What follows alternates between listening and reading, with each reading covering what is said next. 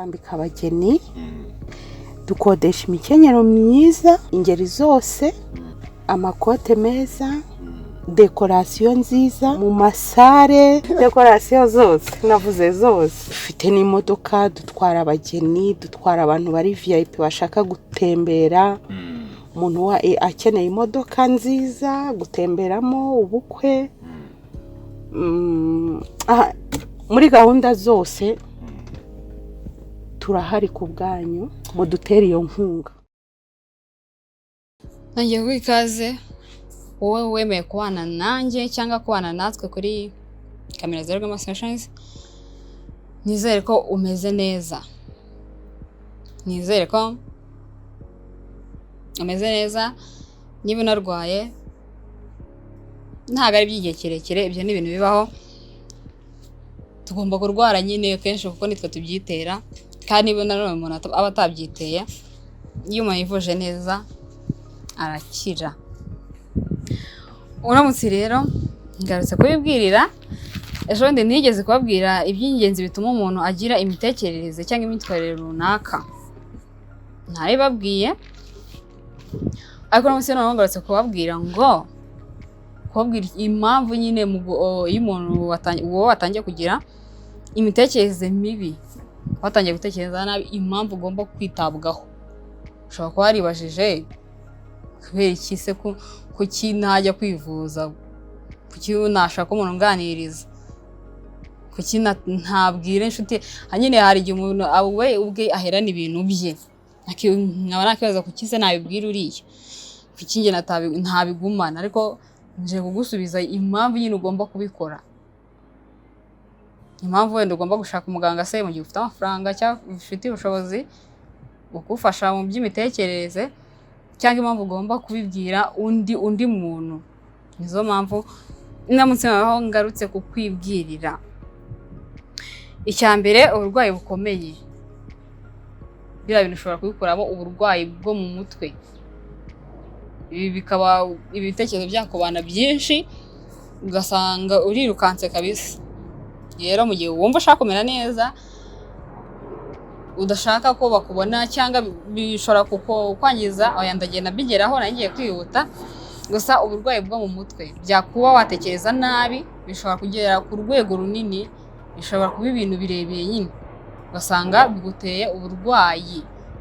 Urasi ho hava no umuntu ahera agira ikibyimba ku mutwe cyangwa ubwonko, ntabwo mbizi. Ibyo ni ibitekerezo byanjye gusa, byagutera kurwara n'igifu. Bura watekereje nabi itari n'igihe wanarakaye, kandi ikifu ku muntu wari urakaye cyane, aho ngaho kiragukeketa nta nubwo kikurya. Icya kabiri,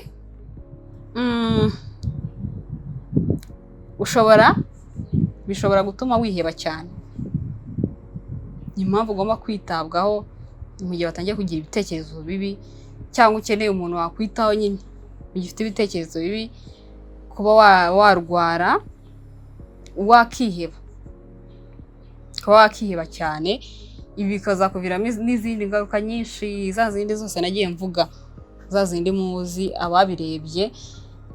Kwiheba ni ikintu kibi. Kwiheba, kwigunga, byakuviramo kwigunga, gutekereza nabi. Ushobora kuba utekereza ibintu nyine bigatuma wowe ubwawe wicara ahantu ha wenyine, ukumva ko ugomba kuba wenyine. Ibyo rero bikazagutera kwigunga gukabije, bizakuviramo n'izindi ngaruka nyinshi, bizatuma n'abantu wenda muzanamenyana, mwari buzamenyane, bazakugira n'umumaro. Kubera kwigunga hari ibintu byinshi utabasha kubona. Ikindi, impamvu ugomba kwitabwaho mu gihe wagize ibitekerezo bibi, kwiyahura. Ibintu byose bihera mu bitekerezo. Njye nababwiye ibintu byose bihera mu bitekerezo. Kugira ngo wubake inzu, iyo nzu ufite byabanje mu bitekerezo. Ntabwo wabyutse ngo uhite uyubaka, wabanje kubitekereza. Utekereza uburyo ukodesha se, urabihaze.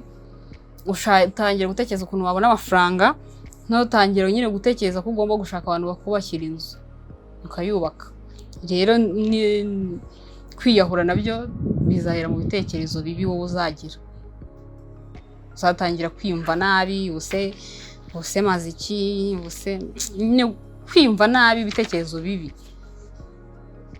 bihera mu bitekerezo. Ibintu byose ntabwo umuntu abyuka ngo ahite yiyahura ngo yimanike, abanza kubitekerezaho. Hari ibyo aba yabanje gutekereza nyine akumva ko yahaza ubuzima. Rero ugomba kwitabwaho mbere yo kwiyahura. Aho nako kugira ngo wiyahure ugomba kugira ubibwira, kugira ubwira ibibazo ufite, ukuntu uri gutekereza kose ukakumubwira. Niba uri gutekereza ibintu bibi byose bimubwire kugira ngo gufashe kumererwa neza. Ikindi impamvu ugomba no kwitabwaho bizakurinda ubwicanyi. Nabivuze ibintu byose uzabihera uri kubitekereza. Uzahera uri gutekereza kugira umuntu nabi, birangira utekereje ugeze ku rwego nyine wumva wamwica. Kubera ibyo bitekerezo bibi ufite.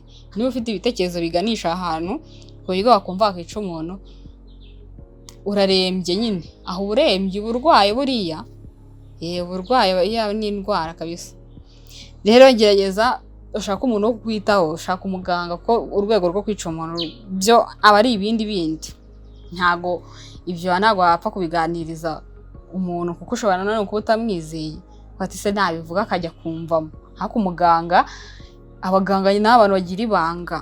Umuganga anakumeneye ibanga wanamurega, ntamurega pe. Rero gerageza ushake umuganga ubimuganirizeho, agufashe gutuza, kumva umerewe neza. Ikindi, kwiyahuza ibiyobyabwenge ni bibi kugira ngo uzamererwe neza, kugira ngo utazayoba noneho kurushaho. Impamvu ugomba kwivuza niba watangiye kugira imitekerereze mibi cyangwa ugomba kugira umuntu wakwitaho, nuko mu gihe utamubonye watangira no gukoresha ibiyobyabwenge, ugasanga utangiye kwinjira mu bindi bintu utari waratekereje. Ariko ikiyobyabwenge kubera nyine cyiswe nyine ikiyobyabwenge, kizayobya bwa bwenge ufite, kigukoresha ibindi bintu bibi. Ikindi, umujinya ni ikintu nasobanuyeho, mubwira uko mu gihe wagize umujinya ugomba kwitwara ute. Nababwiye imyitwarire y'abantu bagize umujinya, ukuntu wowe ugomba kwitwara. Hari ibintu ugomba gutekereza ko byazangirika mu gihe wagize umujinya, uwo mujinya bikarangira ukurenze. Rero abantu barebye ikiganiro cy'ukuntu umuntu wagize umujinya imyitwarire agomba kuba afite, ndakeka arabizi. Bizakurinda umujinya, bitume aho uri batakwinubira kubera uwo mujinya uhorana, kuko umuntu uhorana umujinya ahora yijimye mu maso. Ibyo bizagufasha, binakurinde wowe ubwawe ubuzima, birinde ubuzima bwawe nyine kuba bwakwangirika kubera umujinya. Umujinya ni ikintu kibi. Umujinya nta n'ahantu aba ahuriye n'uwanyweye ikiyobyabwenge. Umujinya wo aba ari urundi rwego, ugukoresha utanatekereje. Ariko ikiyobyabwenge hari n'igihe wenda ubanza kubitekerezaho ukuntu, ariko umujinya wo nta mwanya wo kuwutekereza uguha. Rero impamvu ugomba kwitabwaho hakiri kare ni umujinya, utazagira umujinya. Ikindi, agahinda. Ugomba kwitabwaho igihe utangiye kugira intekerezo mbi, tayari nibwo utangiye kwinjira mu gahinda nyine. Kandi agahinda karababaza pe. Ndakeka nta muntu utaza agahinda. Agahinda karajyana. Rero kugira ngo uzakagire karinde naho kakwica, hari indirimbo y'agahinda. Ndakeka abantu bari aha cyangwa muri ikintu cyo kuyizi, iyi bita ngo agahinda karakanyagwa. Ndakeka kuyizi, ariko niba utanayizi ndayikubwiye kugira usacengemo agahinda karakanyagwa. Uzumva ububi bw'agahinda bwose babushyize ubukubiye muri iyo ndirimbo. Nawe ndakeka agahinda ukazi. Ikindi, bizakurinda ubwoba. Ibitekerezo bizakurinda ubwoba. Ushobora kuba ufite nyine, biterwa ubundi n'ibitekerezo umuntu afite, kuko ibitekerezo mfite aka kanya wowe ntabwo ari byo ufite. Nubwo uri kumva ibimvuga, ariko nyine ntabwo dufite ibitekerezo bimwe. Hari ibindi ngenda gutekereza, nyamara nawe hari ibindi uri gutekereza. Rero ushobora kuba watekereza ukagira imitekerereze mibi yazamo n'ubwoba. Ubwoba ni ikintu kibi. Nigeze nabakoreye ikiganiro cy'ubwoba, nyine amoko y'ubwoba. Ubwoba ni ikintu kibi, ubwoba ni ikintu kikwica mbere y'uko n'urupfu hari rukwica. Nubanza kwicwa n'ubwoba. Rero niwitabwaho bizakurinda kuba wagira ubwoba bwinshi bw'ibintu wenda bigiye bitandukanye bitewe n'ibyo utekereza. Sinzi ngo nagusobanurira gute, gusa ibitera ubwoba abantu ni byinshi. Rero kuba wakitabwaho bizagufasha kutagira ubwoba, kwiheba nyine kwiheba ikihebe umuntu ashobora kwiheba akigunga akumva nta kintu amaze, utuntu nk'utwo cyangwa ibintu nk'ibyo, kuko biraremereye. Ibintu biba biri mu mutwe w'umuntu biba biremereye. Hano ashobora kwiheba no ikihebe bya nyabyo, ukumva kuva n'ubundi ntacyo maze, n'ubundi nzaba ku isi meze uku, bitangiriraho ukumva rero ugomba no kugirira abantu nabi, ko ati noneho bakabigenza uko. Ari uhera kwiheba, wenda unica abantu, kuko umuntu ujya gufata icyuma wenda akagitera undi barangije kwiheba, wenda ugakora n'ibindi bikorwa bibi bijyanye nyine n'uko wihebye, birashoboka. Ikindi, ihungabana rituruka ku byakubayeho. Ntabwo nawe nakubwira ngo ni ibiki byakubayeho, mu gihe watangiye kubizana mu ntekerezo uba uri gukurura nyine ushaka nabyo kongera kubigarura cyangwa kubitekereza. Rero kwitabwaho kare biza gusaba kongera biguca intege nyine we kubitekerezaho, we kubiha umwanya, kuko nyine ibintu byarangiye ubundi biba byararangiye. Nyine ni ibintu biba byararanze ahahise hawe. Hari wenda n'abantu tujya twanga ahacu hahise, umuntu wenda yanyibutsa nk'ikintu cya kera nyine akabona ngiye birambangamiye, kabure nyine aba ari byo, yaba ari byiza yaba ari bibi, ugomba kubyemera ko ati uriya yari nge nyine, ariko usindiwe. Ariko umuntu wundi yagakwiye kwemera hahise, wenda akemera ko n'ibyo bintu byabaye kandi byanarangiye wenda bitazigera bigaruka. Ikindi, impamvu ugomba kwitabwaho mu gihe wagize intekerezo mbi, kurenganya.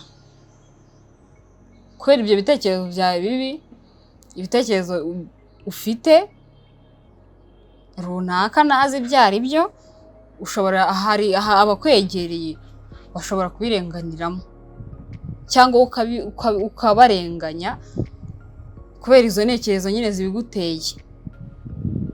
Ukumva ko wenda niba ari umuntu wigeze gukorera ikintu kibi, ukumva ko n'abo ngabo bazakigukorera, cyangwa ukajya ubabwira ibisa nkabyo, uri kubarenganya nyine mu bintu batazi.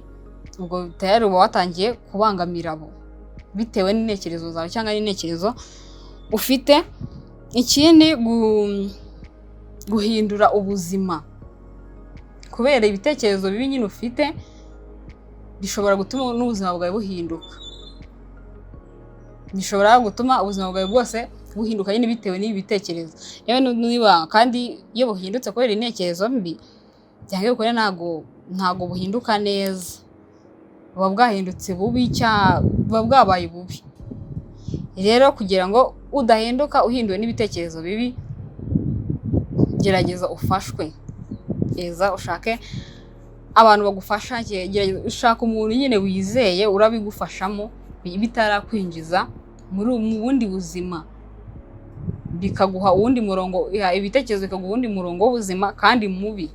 Ibyo ni byo bintu nari naguteguriye, cyangwa ngewe nari nabashije kumenya nkanjye biri ngombwa. Ni ngombwa nyine, ni impamvu zizatuma wowe wajya wenda utekereza kuki nyine wenda kuki nakora ibi, kuki nakumva ndi gutekereza ibi nimbyigumanire ngo mbyimenyere, menye njyewe ubwanjye ko ngomba kubikora. Izi rero nizo mpamvu nari nakuzaniye, kugira ngo bitazakugeza kuri uru rwego, kugira ngo kubera ibitekerezo byawe ufite bitazakugeza ku rwego rwo kuba wumva wowe wakiyahura cyangwa ukaba wumva wakica umuntu. Kandi byose tubonye ko biva he, byose bituruka uko umuntu aba nyine yatangiye atekereza ikintu, bitangiye bitekereza. Niyo mpamvu rero ibintu by'ibitekerereze ari ibintu dukwiye kwitaho. Ukuntu twebwe turi gutekereza ni ibintu dukwiye kwitaho, tugomba kwiha umwanya, ugomba kwiha umwanya kabisa ukabimenya. Ibi bintu ndi gutekereza ni ibiki, ugashaka n'ukuntu wenda ibyo bintu wareka kubitekereza bitarakugeza ahantu habi, ahantu utatekerezaga ko wagera. Ibitekerezo bishobora kukujyanayo nabwe ko n'ubuzima wenda tubayemo cyangwa aho isi igeze cyangwa iterambere byose byanje mu bitekerezo. Reba igitekerezo mu bitekerezo ni ahantu hakomeye. Ni ahantu hakomeye hagomba kwitabwaho kuko ibyo ufite byose ni ibitekerezo wagize. Urumva none ni gute utakita nyine ku bitekerezo byawe. Ugomba kubyitaho. Byaba na ngombwa ugashaka n'umuganga ku muntu ufite wenda amafaranga se. Akita ku mitekerereze yawe kugira ngo itangirika. Impamvu ya mbere ugomba kureba ni wowe ubwawe ukuntu umeze. Banza ubirebe umenye ko ari ibitekerezo. Rero niyo mpamvu ugomba kwita ku bitekerezo byawe. Ko ubwawe aho uhagaze, aho uri ni ibitekerezo wagize, n'ibitekerezo byawe naho uzagera bizaba ari ibitekerezo. Nakoze kuba nanjye mu kiganiro byacu n'undi nakagaruka nkuko njya mora mbivuga cyangwa uko njya nsoza ndi kubivuga. Niba utarakora subscribe no mwanya cyangwa ndakwibukije, niba waribagiwe birashoboka kabisa ko umuntu yajya areba azi ngo yarayikoze ako nyine atarayikoze. Reba neza iryo jambo rikureho, ukore iryo jambo ujyana natwe. Kandi ni mu gihe umuntu aba amaze watanga igitekerezo cy'ukuntu wowe uri kubyumva. Wakoze kuba nanjye mu kiganiro. Imana ikomeze kubarinda.